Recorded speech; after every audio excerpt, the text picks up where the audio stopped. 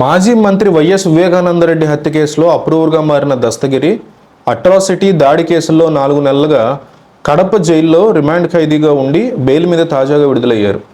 ఈ సందర్భంగా మాట్లాడిన దస్తగిరి సీఎం జగన్మోహన్ రెడ్డి మీద, కడప ఎంపీ అవినాష్ రెడ్డి మీద సంచలన వ్యాఖ్యలు చేశాడు.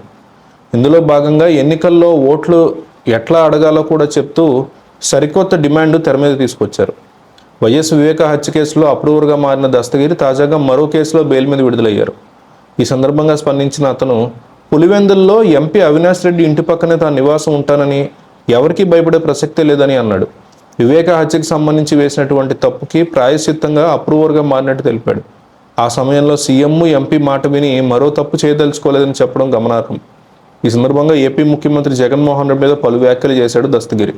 ఇందులో భాగంగా వివేక హత్యను అడ్డం పెట్టుకుని జగన్మోహన్ రెడ్డి సానుభూతితో గత ఎన్నికల్లో గెలుపొందారని, ఇప్పుడు మరోసారి అదే కుట్రతో గెలవాలని ప్రయత్నిస్తున్నారని ఆరోపించాడు. ఇక వివేక కేసులో అప్రూవర్గా ఉండటం వల్లే తన మీద కుట్ర పన్ని కేసుల్లో ఇరికించి తను జైలుకి పంపించారని తెలిపాడు.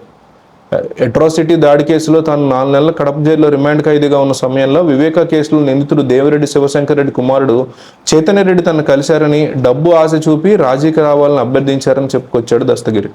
ఇదే సమయంలో సిబిఐ ఎస్పీ రామ్ సింగ్కి వ్యతిరేకంగా సాక్ష్యం చెప్పాలని కూడా ప్రలోభ పెట్టారని, అయితే అందుకు తాను అంగీకరించలేదని తేల్చి చెప్పాడు. ఇదే క్రమంలో సిద్ధం సభల్లో వివేకాన్ని హత్య చేసింది ఎవరో జగన్ చెప్తే బాగుంటుందని వ్యాఖ్యానించిన దస్తగిరి ఈసారి వివేకాన్ని ఎవరు హత్య చేశారో చెప్పి ఓట్లు అడగాలని జగన్ అవినాష్ను డిమాండ్ చేశారు. అక్కడితో ఆగని దస్తగిరి వాళ్ళిద్దరూ వచ్చే ఎన్నికల్లో పులివెందుల్లో ఓట్లు అడిగే పక్షంలో ప్రజలు రాళ్లు వేస్తారని కూడా అతను హెచ్చరించాడు.